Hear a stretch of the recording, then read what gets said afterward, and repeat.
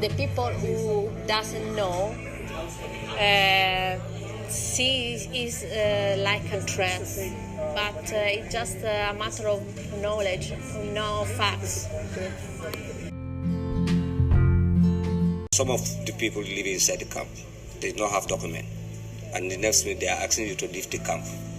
So you have to decide where you want to go. If you don't have the place to go, you have to sleep in the streets. So that makes some of them to become some drug addicts, criminals, a lot of things.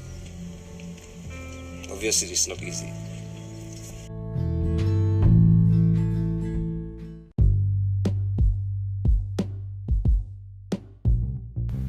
Hey guys, and welcome to my podcast. I am your host, Sarah Chang, and this is the series in 2019 called The Changing Faces of Europe.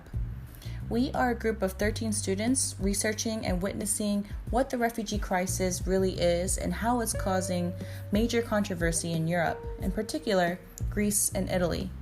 Being out here has given me a rare opportunity to step into the shoes of a journalist, interviewing people, asking questions that opens up the pathway to more questions, getting inspired to learn about an issue from the inside that allows me to feel the impact of the stats and figures that we learn about in the classroom.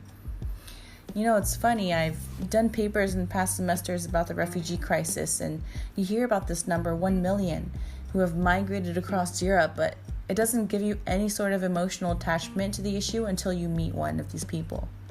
So this podcast is designed to put a face to that number, or in this sense, to put a voice on it. People are generally tired of talking about it, and they're tired of hearing about it too, but that doesn't mean that this is something that's just going to go away on its own, or that someone else will step in and take care of it. No, I would argue that the opposite is true. This is a real problem, it affects all of us, and it's getting worse. It's an exacerbated issue because NGOs don't have as much funding as they used to when this crisis first started. There are policies now that enforce the inhumane treatment of people. There are neo-Nazi parties that have risen from the shadows who are more socially acceptable again. That thought alone terrifies me. We should live in a world where no human being should be treated as an illegal person. So we will hear from the refugees themselves. We will see what it's like before they come to Europe, where they fled from and why. After escaping all that war, violence, the perilous journey that they went through to survive, the second war that not many people talk about, that starts after they finally make it out, the documentation process, the dangers they face of being sent back to where they came from, the violation of human rights as asylum seekers, so that you can see the shift that is happening from the crisis of migration in the beginning to the refugee crisis that you know of, and now what we are witnessing as the crisis of asylum. In the end of the series, we will discuss solutions that you and I can be a part of as free thinkers, and you will be able to meet people who are leading from the front lines and actively doing their part. Follow us on social media to get involved and to see all the content that we will put out on Twitter, Facebook, and Instagram at SJSU Greece Italy. I hope that in this podcast you will gain some insight on this issue, and by the end you can see the parallels that exist between this issue in Europe and the one that we're facing at home in the States with our own issues of racial injustice. Because as a democracy, we can stand to reclaim the nature of our Constitution and what it was meant to stand for. So let's start with some basics.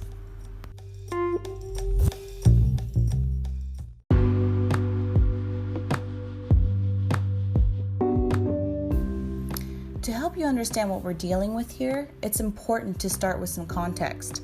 Our first stop was in Catania, which is a city in Sicily at the southern portion of Italy.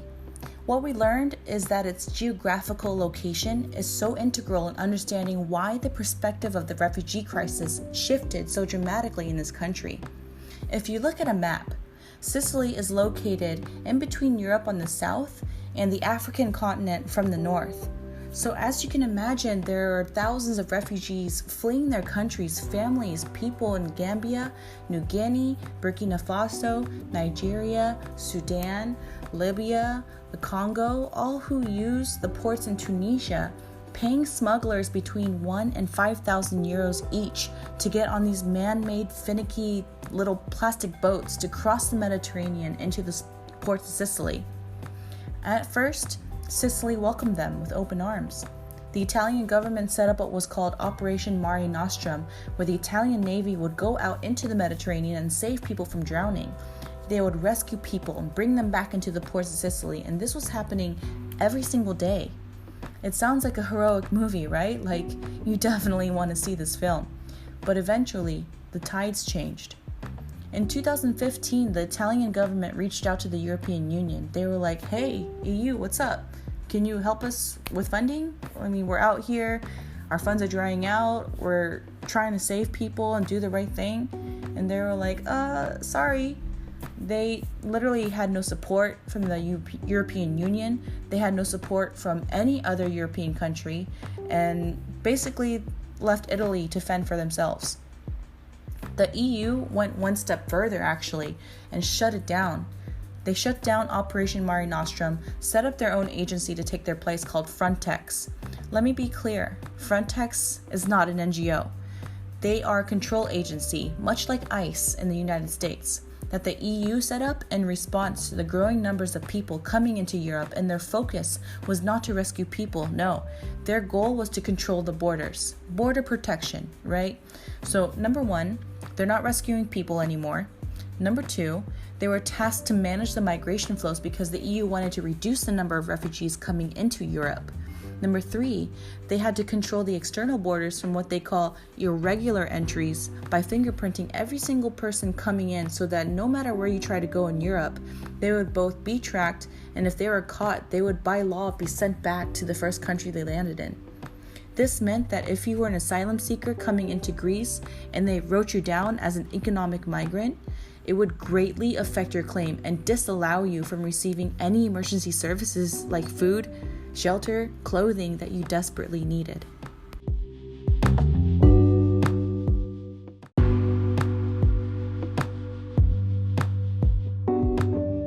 So, what's the significance of filing as an asylum seeker versus an economic migrant? Well, the change in the humanitarian approach in Italy, influenced by popular opinion due to reasons of security issues and people had this fear of losing their cultural integrity, led to the separation of classifying migrants between the two. But what's the difference, right? The difference is everything. Asylum seekers are those who are seeking asylum from war, persecution, violence, or are considered climate change refugees. Those who are considered economic migrants, however, are those who are just looking for a better paying job. Both terms are interchangeable, and you may be thinking, well, one leads to the other, and it's true, it does. But this difference allowed the European Union to legally maintain the notion that crossing into Europe does not guarantee any kind of threshold of salvation. In fact, if you come into Europe by boat, you are considered an illegal immigrant. The adoption of the Dublin Regulation in 2003 mandated any one country in Europe to be responsible for processing the claims for asylum seekers, which was usually the first state they entered the EU in. Here's the problem with that. Whatever they processed your claim as usually was the final decision no matter where you tried to go in Europe, because remember, they had your fingerprints in the system. As soon as you landed in Sicily, the police would pick you up, take you to Frontex officials who would ask you trick questions to try to get you to file yourself as an economic migrant. For example, one official would ask, "Why did you come to Italy?" And if you answer, "To work," then you'll be taken immediately to a government-run reception center, also known as a refugee camp. On the other side of the coin, if you ask for asylum and say, "I ask for asylum," they are obligated by law to process your claim, but as you wait, you're taken to the refugee camp too. The asylum applications, they're supposed to take 3 months, but usually, without telling you why, it takes up to a year. Some wait even longer. We met a refugee that is still waiting 3 years later.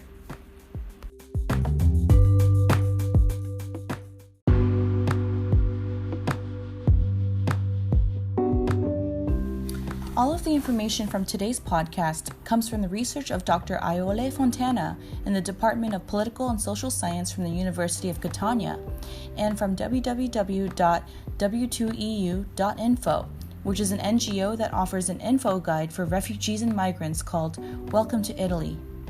On the next episode, we will hear from local Italian students from the University of Catania and their opinion of this crisis, and from a migrant we met at a government-run refugee camp in the outskirts of Catania called Caramineo, where thousands of refugees were relocated at an undisclosed location right before our arrival. Ciao for now.